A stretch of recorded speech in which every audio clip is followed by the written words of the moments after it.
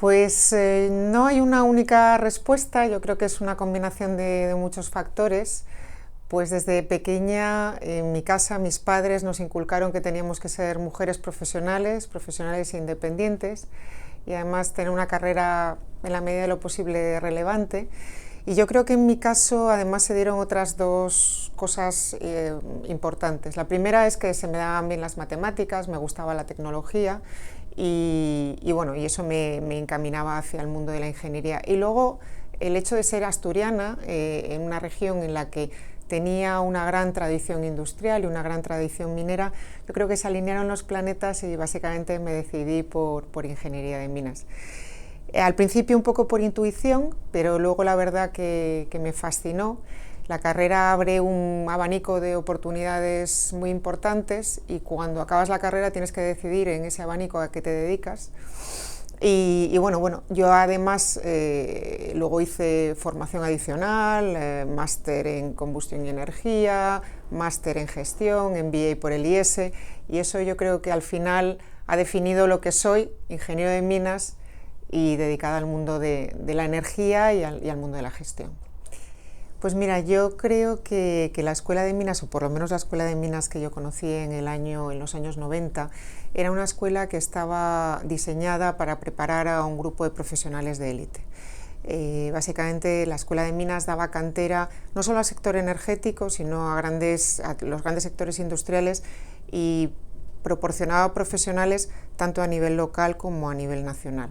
Pero no solamente en los sectores industriales, yo te diría que también en la política. Ha habido grandes políticos que han sido ingenieros de minas tanto a nivel local como a nivel nacional.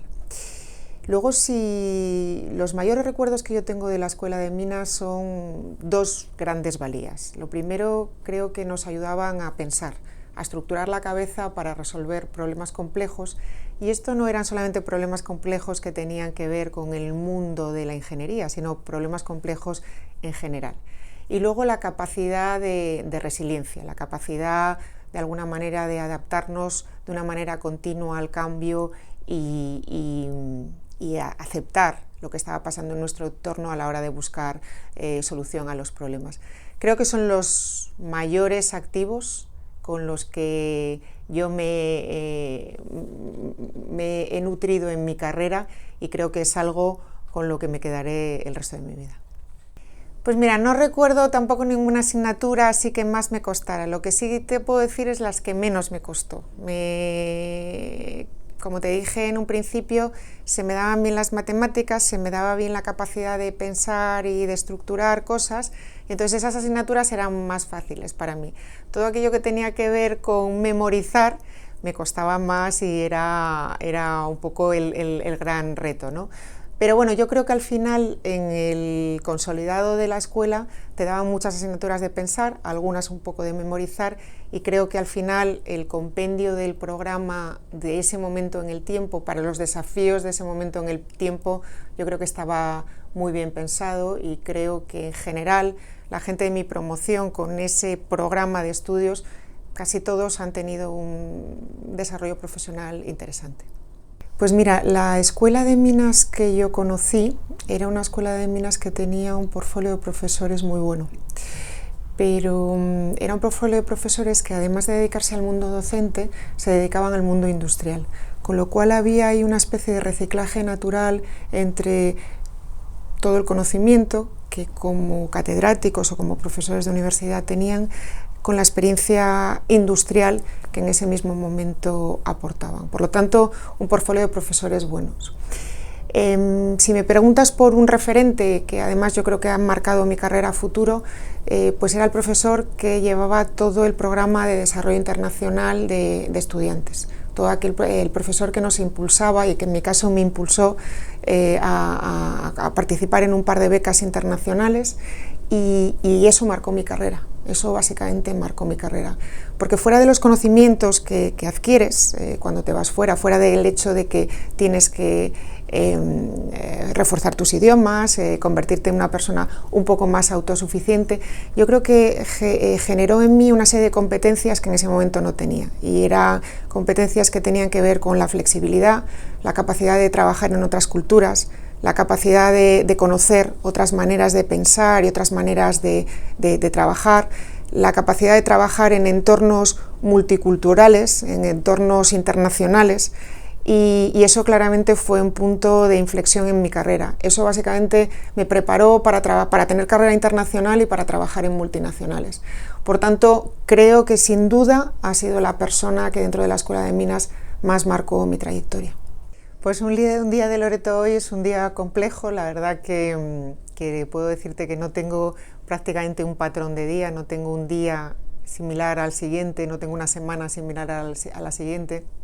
Yo creo que el mundo energético en el que vivo a día de hoy es un mundo apasionante y los retos son apasionantes, y entonces eso hace pues que los objetivos que tengamos y la ambición de crecimiento en España sea tan grande que básicamente convierten cada jornada en un reto en sí misma, ¿no? En España tenemos muchísima intención de hacer crecer muchísimo nuestro negocio, lo llevamos haciendo durante los últimos años, y tengo que decir que yo cuento con muchísima ilusión para hacerlo, pero sobre todo cuento con una energía brutal, que es la energía de todo el equipo que me acompaña en el día a día para hacer ese reto una realidad, y creo que eso es lo que me mantiene muy dinámica, muy en el día a día, y en el momento que me falte posiblemente esa energía, ese soporte de toda la gente que me acompaña, del equipo de 1.700 profesionales que somos en España, posiblemente sea el momento en el que me tenga que replantear a qué me dedico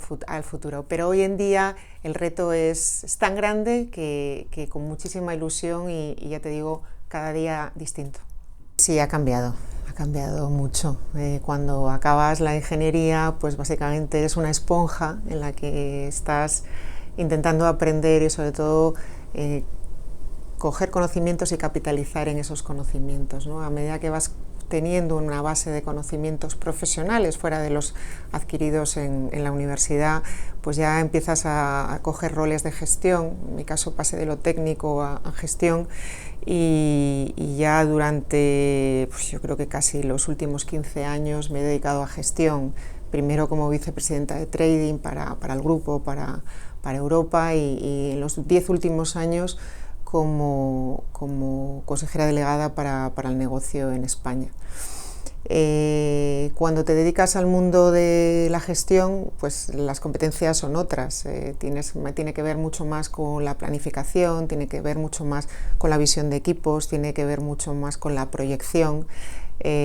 Son competencias absolutamente distintas.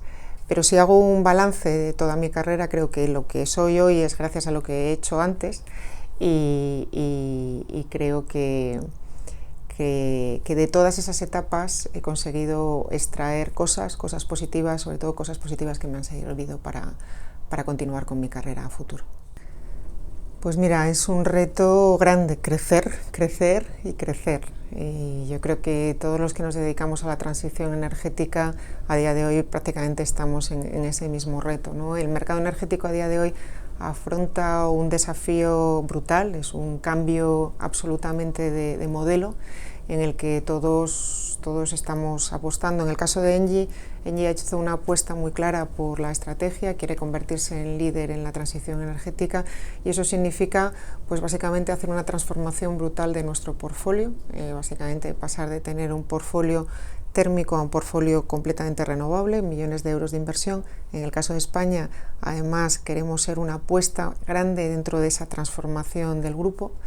Lo segundo es trabajar con los equipos. Al final, para hacer esa transformación tan grande, para desplegar todo ese capital, necesitamos tener esa visión clara, necesitamos tener la capacidad financiera, pero luego necesitamos un equipo de profesionales que nos acompañen en el día a día para hacer realidad esa transformación.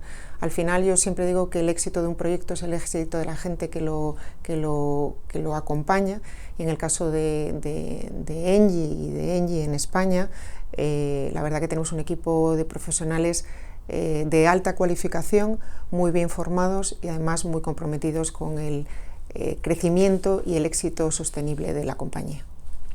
Yo creo que trabajo en una compañía que tiene un propósito de mejorar el planeta y de mejorar la calidad de vida de los territorios en los que opera. Y eso es un propósito brutal, y los profesionales que de alguna manera nos enganchamos a ese propósito trabajando para esta compañía, pues al final trabajamos en eso, en nuestro caso en liderar la transición energética, en buscar economías mucho más descarbonizadas.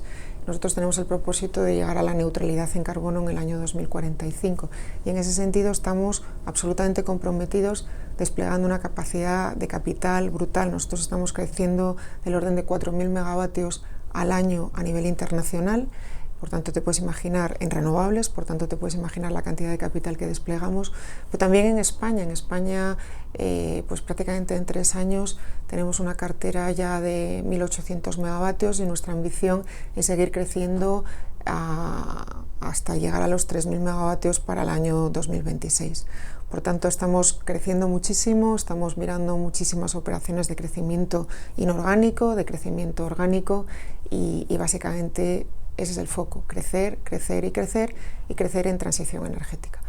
En transición energética no solamente en lo que tiene que ver con renovables, sino también en todo lo que tiene que ver con descarbonizar, y lo que hacemos en un momento determinado es ayudamos a nuestros clientes industriales a definir esa ruta a la descarbonización, que no pasa ni más ni menos pues por ofrecerles una serie de asesoramiento que permitan definir esa ruta, que para nosotros no es ni más ni menos que encapsular el conocimiento que tenemos descarbonizando nuestra propia actividad y ponerlo a favor de nuestros clientes industriales para definir algo que tenga sentido económico y sentido industrial y sentido de transición energética al mismo tiempo. Pues mira, me siento muy orgullosa de la carrera profesional que he tenido, me siento muy orgullosa de haber trabajado en un grupo industrial como ENGIE, que tiene como propósito muy claro apostar por la transición energética, apostar por una economía más descarbonizada, poniendo muchos medios, poniendo muchos recursos. Me siento muy orgullosa de haber liderado un equipo de profesionales muy bueno, con mucho conocimiento, con mucha competencia, pero además gente que estoy segura que cuando yo abandone la vida profesional liderarán esta transición, porque insisto, esta transición va para muchos años, todavía necesitamos muchos recursos, y creo que ese equipo de profesionales está muy convencido de necesitar seguir trabajando por un futuro mucho más sostenible, y de eso me siento muy orgullosa. Yo creo que actualmente el sector energético está viviendo una transformación muy profunda relacionada con esa lucha contra el cambio climático, y posiblemente lo que se ha hecho durante los 250 años, atendiendo a un modelo de negocio, tiene que cambiar radicalmente en los próximos 30 años. Hablamos de tener un uso más racional con la energía, y hablamos de incorporación masiva de tecnologías renovables. No hablo únicamente del electrón verde, pero hablo del electrón verde y de la molécula verde, que nos permitan de alguna manera atender a ese desafío mayor que es el cambio climático. Desde ENGIE estamos trabajando muy fuerte por ese tema, pero no solamente ENGIE como corporación. Yo creo que a día de hoy las grandes corporaciones energéticas están bastante alineadas en esa lucha contra el cambio climático. Creo que además no es un tema únicamente de las grandes corporaciones, creo que también las administraciones, creo que también los gobiernos están muy alineados. La COP28 ha sido un claro ejemplo del tema, y también la sociedad civil. Al final creo que el ecosistema en el que estamos trabajando a día de hoy, tanto de gobiernos, administraciones, empresas, capital y sociedad civil, es un círculo virtuoso que nos permitirá atacar este tema de la transición energética. Posiblemente tengamos que hacer una reflexión, y es en la velocidad. Al ritmo al que vamos a día de hoy es difícil llegar a combatir efectivamente los objetivos de descarbonización, y posiblemente tengamos que trabajar con las distintas administraciones para conseguir pues cómo acelerar en esa despliegue masivo de renovables. Creo que a día de hoy Europa está haciendo esa reflexión, creo que España está haciendo esa reflexión, y nosotros estamos absolutamente comprometidos en trabajar con las administraciones para efectivamente acelerar, que es lo que necesitamos. Yo te diría que primero un análisis de la persona, es decir, ¿qué se te da bien? ¿Qué te gusta hacer? Creo que eso es importante, ¿no? Y luego también pensar en qué propósito. ¿Crees que con tu conocimiento, con el conocimiento que adquieras, puedes hacer algo que contribuya positivamente, ¿no? Creo que esas dos reflexiones de partida son muy importantes. La segunda reflexión quizá es poner metas, poner objetivos. Es decir, las carreras profesionales no se improvisan. Es muy importante ir materializando objetivos. No siempre saldrán bien, pero al menos incluso de los errores se aprende y eres capaz de capitalizar en las experiencias negativas, pero creo que es importante definir una trayectoria de carrera. Y la tercera y fundamental, acompañarte de un equipo bueno de profesionales. No significa solamente de gente que reporte a ti o dependa de ti, sino gente que de alguna manera te acompañe y gente que te permita seguir aprendiendo de una manera continua.